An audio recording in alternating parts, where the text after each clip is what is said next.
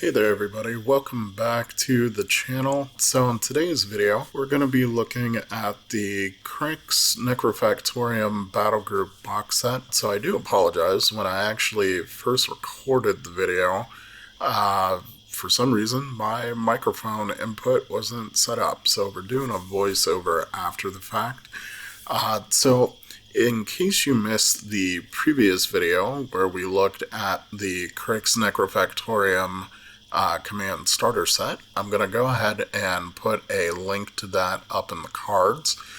This battle group box set is going to be a new player's first expansion pack that they would want to add to their command starter to bring them up to the 50-point skirmish size of Warmachine. Alright, so if you're new to the latest edition of Warmachine, with the way the retail packaging works, there's going to be a QR code on the insert that I'm holding, and when you scan that, it will tell you the contents of the box. So in this case, we've got our Malefactor Warjack, 2 Raptor light warjacks, and then a new warcaster to go ahead and add some options to our list building, and that's going to be Discerptor Eviscerus. Alright, so now we're going to go ahead and take a look at the minis, and first up we're looking at the Malefactor Warjack. So like the previous video, the command starter set, if you're unfamiliar with Warmachine's latest edition, all of the miniatures so far are 3D prints. Steamforged Games has promised us some HIPS plastic kits in the future. The very first of which is going to be the 2-player Khador versus Cygnar starter, which I'm hoping we'll see by the end of the year. But with these being 3D prints, they're actually really, really high quality. I'm not noticing any layer lines visible to the naked eye. Trying to get perfect prints is definitely a mix of art and science, and it's not easy. They've done a really, really great job here with their kits. So they have sockets for magnets for the head and for the arms for the Malefactor. And I'll put the magnet sizes down in the description of the video for reference.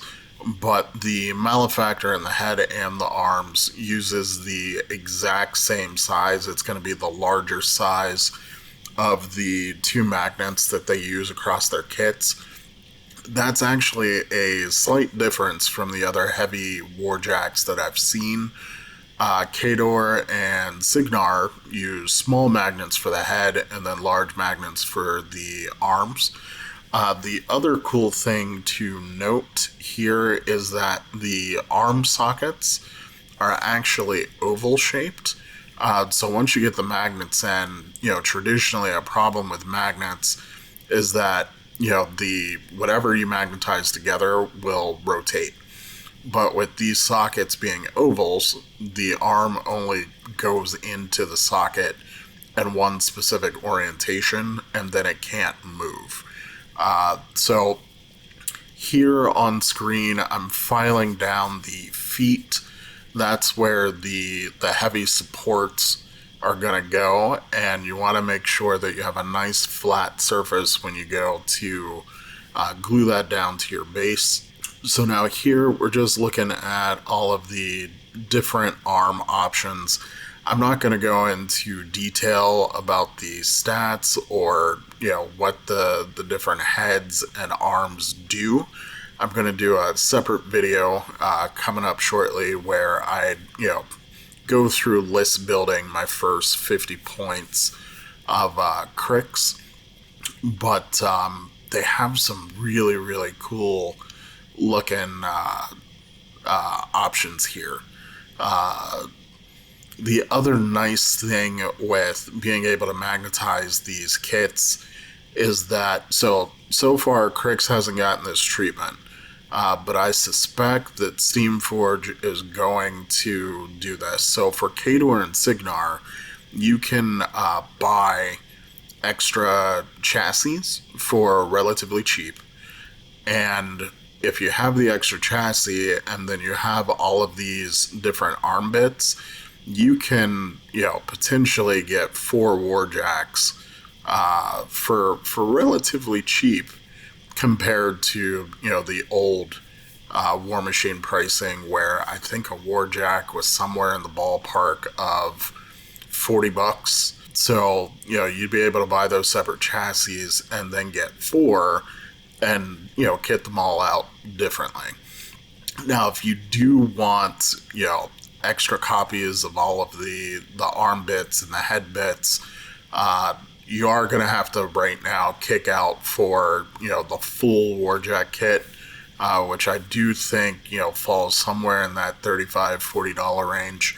But if you're not concerned with getting duplicate bits, you'll be able to just make do with the extra chassis. Alright, so now we have moved on to the Raptor Light Warjacks. Now, these are going to use your smaller size magnets in both of their holes. There's a hole in the neck for the head, and then there's a hole in the back for you to add different weapon and armor options. So you're going to get, for the back, an arc node, an armor upgrade, a gun, and then the Necrovent, which is actually my favorite, because models within 2 inches of your Raptor get -2 to attack rolls. So Raptor's already defense 14. Getting a mat or rat penalty of -2 is going to make most standard infantry models very ineffective at trying to remove these. So that is by far my favorite rules-wise in the kit. But the spiker, the gun, looks really, really cool. Now, for the heads on these Raptors, they all do different things. For me personally, though, I'm going to go ahead with Rule of Cool and just use the head that I like the look of best. I'll show you guys toward the end of the video, once I show off the fully assembled minis, which ones I went with. So the last model in the kit is going to be our new Warcaster, Discerptor Eviscerus. I will have to commit that to memory. But awesomely, he is just a single piece.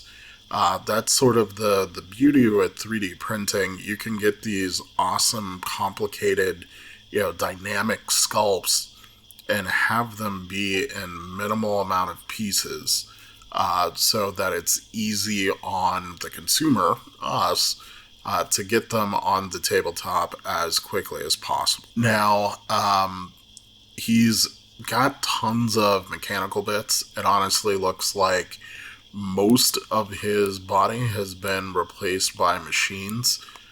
He looks very tech priesty.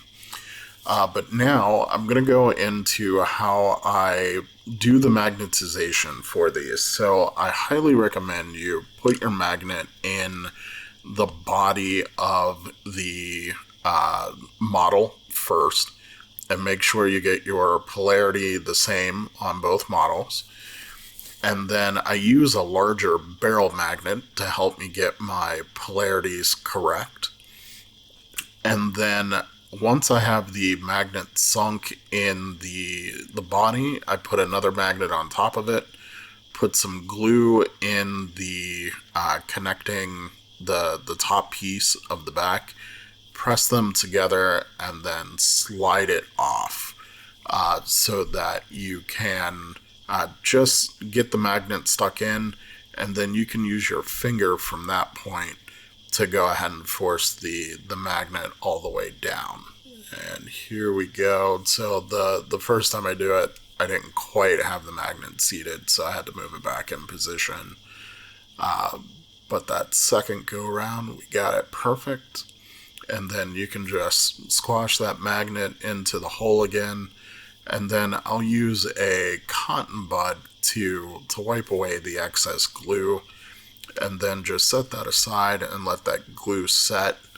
Make sure you don't leave the part attached to the warjack. You don't want it to, glue together. You want that glue to kind of cure, and then once it's cured, you can go ahead and start swapping parts around. So now we're on to the assembled minis.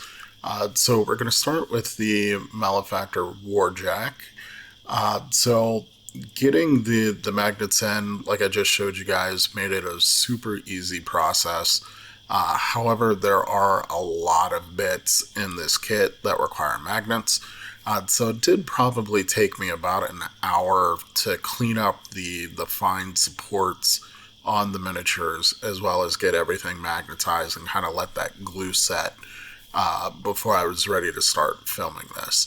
So with the Malefactor, I did go ahead and magnetize the different head options, and I'll show you guys what that looks like with the different heads and how it kind of changes the look of the overall warjack, which I was very, very surprised that, that one bit really does kind of, change the overall look and feel of the warjack.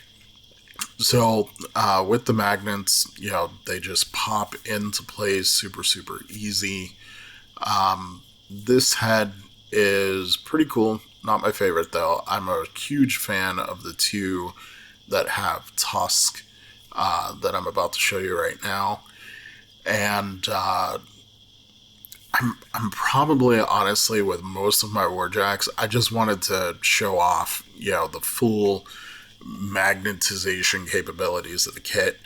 But with most of my warjacks, I'm probably not going to worry about magnetizing the heads. Just thinking, transport.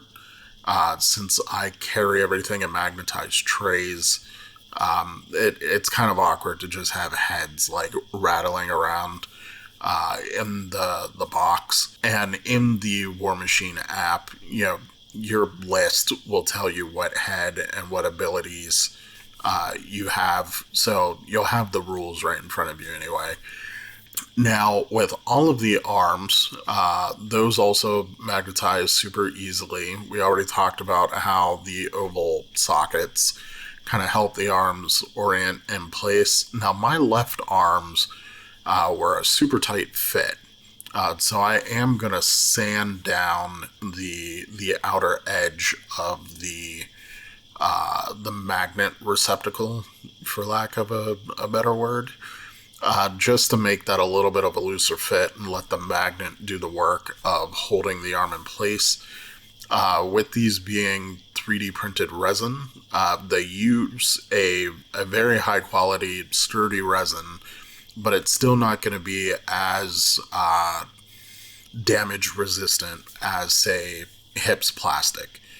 So I don't want to have to force the arms into the socket, and then one day you use a little bit too much force and you end up breaking it. So I'm going to sand that down.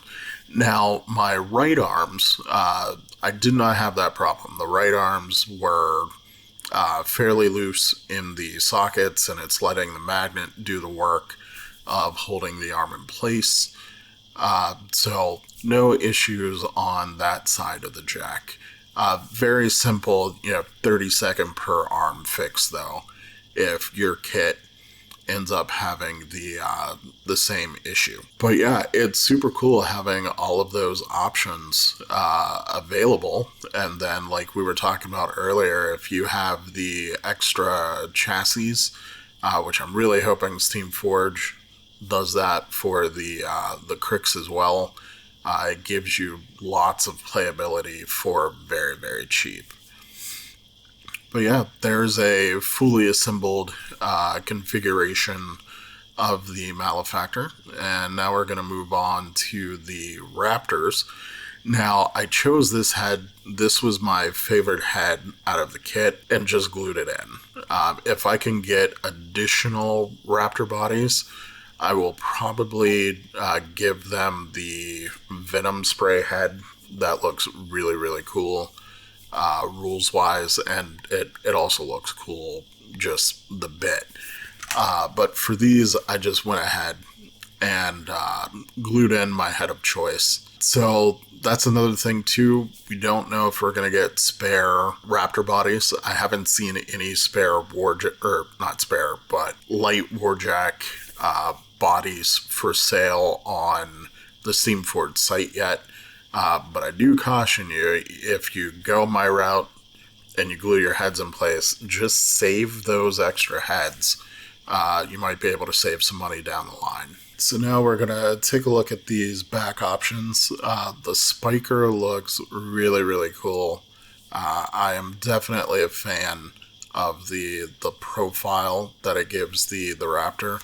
I'm personally probably going to run with the debuff back. I just think that that's going to be so good, and help you win games, especially in the skirmish format. I also forgot to mention that it gives you concealment, so you're not getting shot off the table in the early game. You're giving a debuff to your enemies in the mid and the late game. And then I also forgot to tell you, whenever that model dies, whenever the Raptor dies, anybody within 2 inches of it takes a POW 12 corrosion damage roll. So it turns your Raptor into an IED, which is just super, super cool. It's kind of hard for me to not want to run that back. But then lastly, we've got the Warcaster Eviscerus, and he's just a single piece, no extra bits, nothing really much to talk about there. But that's pretty much it for the kit. I do want to give a massive thank you to Steamforge Games for providing a copy of this kit for me to review ahead of the release. The Cryx Necrofactorium pre-orders are open right now on the Steamforge Games website. Those are slated to start shipping on August 31st, here at the end of the month in a couple of days. The extra production capacity that Steamforge has been working on for the US and Europe is online. So I've been seeing a lot of the Warmachine kits popping back up into online hobby stores here in the US. So you really shouldn't have a problem getting your hands on product, which is absolutely awesome. There had been a Warmachine drought for the past couple of years here in the US, where really the only place to get it was straight from Privateer Press before the IP handover. Right, so that's it for the video. Like, share, subscribe if you're not subscribed. I do this all the time, so if you like this video, you'll like all the others, and I'll catch you in the next video.